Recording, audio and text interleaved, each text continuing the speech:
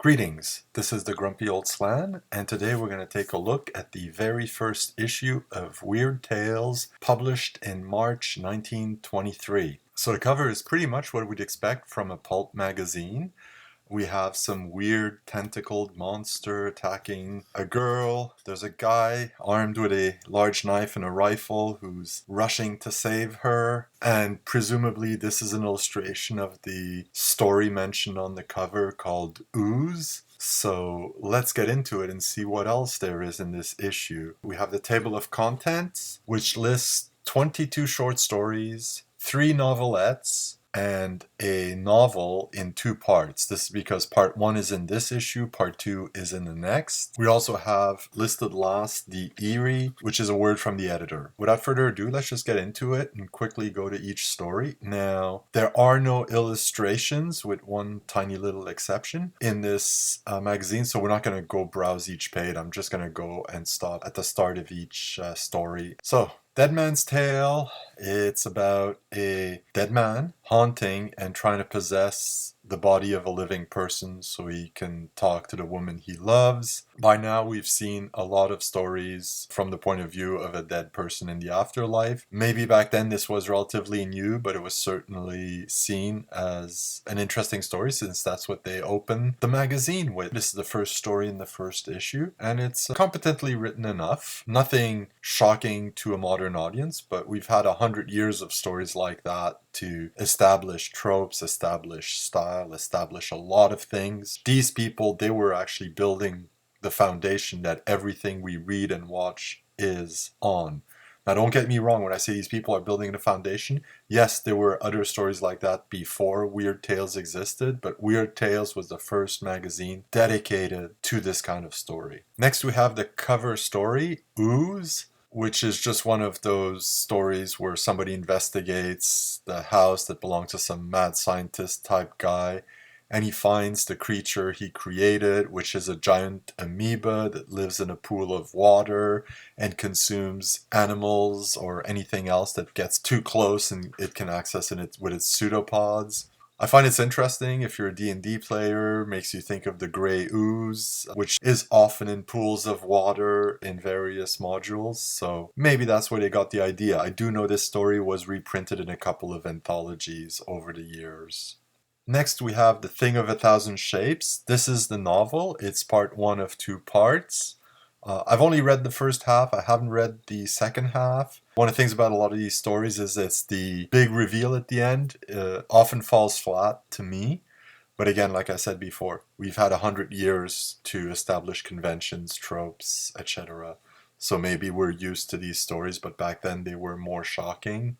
The Mystery of Black Jean, it's a story that has no supernatural or fantastical elements to it. It kind of really falls flat, but it does do this one thing that a lot of ghost stories or other stories did, where the big reveal, what is meant to shock you, is going to be shown in italics. Next we have The Grave, about a German officer who gets buried alive in the trenches during World War I, and he's trying to dig his way out. It is a pretty horrifying tale. Again, no supernatural or no fantastical elements to it. It is much better than the previous story in terms of how it is written and conveying the horror of what this officer goes through. Hark the Rattle, I felt was very disconnected and did not engage me at all. I can barely tell you anything about it, just that the rattle is that of a rattlesnake.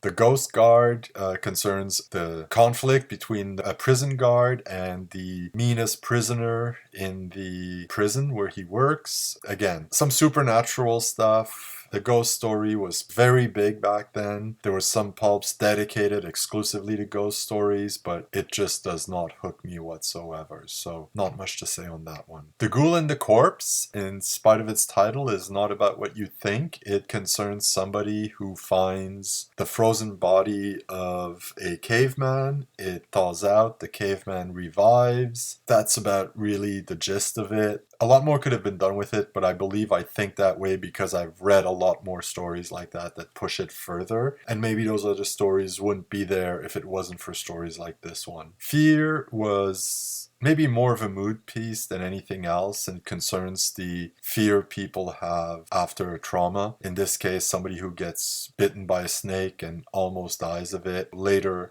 at a different time, gets bitten again by a different snake, but it is not as deadly. But it's the trauma he goes through, reliving the first experience. Not a badly written story. The Chain was sort of like a weird mix between a hard-boiled detective story and a deductive detective story. It was a bit too scattered to really grab me, and I really didn't care that much about the outcome of it. But if you enjoy the old hard-boiled detective stories, it might be interesting to look at. At some point, you had like the classic detective stories. We're thinking Sherlock Holmes and things like Poe wrote and others like that. And then eventually there's a transition that happened towards the more hard-boiled detective stories. Think Chandler and stuff like that. So maybe this is part of that transition, which is why it feels like between two styles. The Place of Madness concerns somebody who inspects prisons to make sure that the prisoners are treated properly, humanely, and on somewhat of a dare, and to prove that solitary confinement isn't that dangerous, will go through solitary confinement, and it's the experience this person goes through. Again, no fantastic or supernatural element, but a suitably uneasing story for weird tales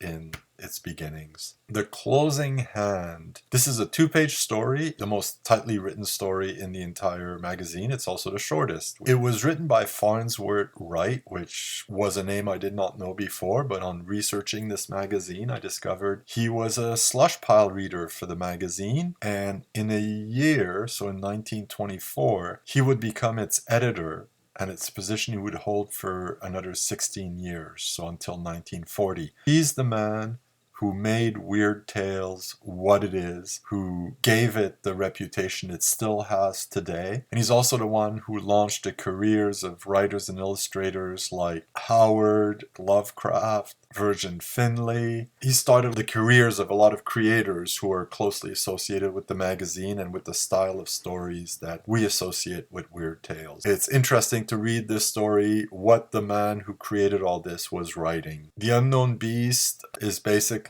set somewhere in the southern US near the Mississippi, and people have been disappearing at night. Somebody's brought in to investigate, and it turns out it's like a giant ape of some sort that some smugglers brought in to terrorize people so that when they do their loading, unloading of the ship at night, they're left alone. The Basket is, as it says, an odd little tale. I think it missed the mark a little bit. There's not much to be said. It concerns the life and death of a very reclusive and solitary man who rents a room in a boarding house. The Accusing Voice is about the member of a jury that condemns a man to death, who then later will be haunted by a voice. Or when he finally sees the owner of the voice, it is the person that he condemned to death. And what he doesn't know is that the man he condemned was pardoned by the governor. However, the shock of seeing him and the guilt he faces at his part in causing the man's death causes him to have a heart attack. The sequel is absolutely the worst story in this magazine. There's a lot of talk today about people either remaking or adding a sequel that's unnecessary to some movie or story that everybody loves, and this is what they attempted to do 100 years ago, and guess what? Nobody remembers this story because it is of no consequence. It's a sequel to The Cask of Amontillado by Edgar Allan Poe. It's one of my favorite stories, and this just sucks. The Weaving Shadows, another story about ghosts haunting a house. It ends with people finding the bodies of the woman and the girl who were murdered in the house beneath the floorboards or something like that. Nimba the Cave Girl pretty much tells you when it is set and who the main character is. Not much to say about it. I've seen much better prehistoric romances than this one, but this one's not bad. It's just a little short. It feels, when it ends, that it could have had an extra page to bring it all together. The Young Man Who Wanted to Die. Would you be surprised to know that this is about a young man who attempts suicide? The Scarlet Knight is about a man who knows that a doctor and his wife are having an affair. He tells the story of how they drug him and he's left for dead. He's buried, and when he wakes up, he's in the coffin and he's trying to get his way out. And then he hears some grave robbers, and so he figures that's his one chance to get out. And it turns out the grave robbers are his wife and the doctor with whom she's having an affair. He kills them, but it turns out that he's found at the scene of a crime having killed them both, covered with their blood. And he says, no, but my story's correct. But all the evidence points to him just killing them both. Some gruesome, bloody scenes in this one, which is probably why it was felt it fit the Weird Tales, but I didn't like it all that much. The Extraordinary Experiment of Dr. Calron, a classic mad scientist story, the Dr. Calron being the mad scientist in question. He will get his hands on a gorilla and attempt to switch the minds of the gorilla with that of a simple-minded local. Of course, the gorilla's will to live and instincts will take over.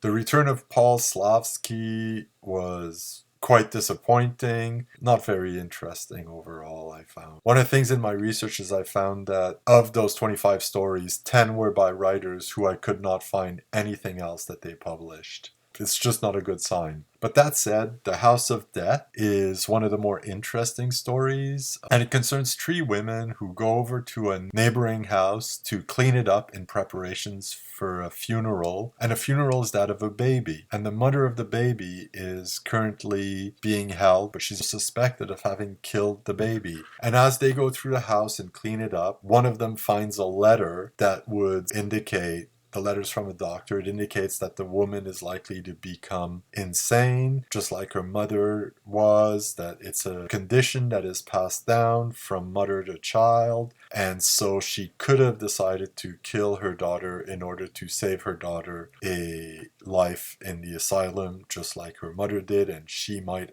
be about to be subjected to. And the women decide, let's burn this letter. The Gallows concerns a man who's about to be hung and who actually wants to be hung, who feels he deserves it, and will not do any of the delaying tactics, will refuse to say any last words, will refuse all the things that could delay his hanging, and so the pardon comes a few minutes too late for him. The Skull is a story about 2 unpleasant men. They run a plantation with a lot of slaves in it, so maybe not the most politically correct story there. There's a conflict between the 2. One of them is drunk and will actually accidentally kill the other with a poisoned arrow. Eventually, he will die when he pricks his thumb on the same arrow. Be warned that this would never be published today because of some of the language used and some of the attitudes shown by the characters. The Apeman is a story about a man who seems to be a bit of a throwback, who seems to know more than most about monkeys and apes. He can, make sounds and get them to panic or otherwise get reactions out of them that normal people can't. Appearance is also apish, hence the title. Kind of a weird story, but nothing particularly interesting, though maybe at the time it was it felt more shocking. This is a bit of a refrain here. The Eerie is the little editorial word. They basically set out what Weird Tales is about. It's not an average magazine. We want the extraordinary, we want the shocking, we want the weird tales. And next we have some advertisement, the continued froms, half pages of stories. So in conclusion, this is an interesting issue to read. There are some good stories. A lot of them fall flat, but I believe it's mostly because we've had a centuries of stories like that built on them. Do I recommend you read it? If you're interested in where the genre comes from, definitely read it. Except for that awful sequel story, just don't read that.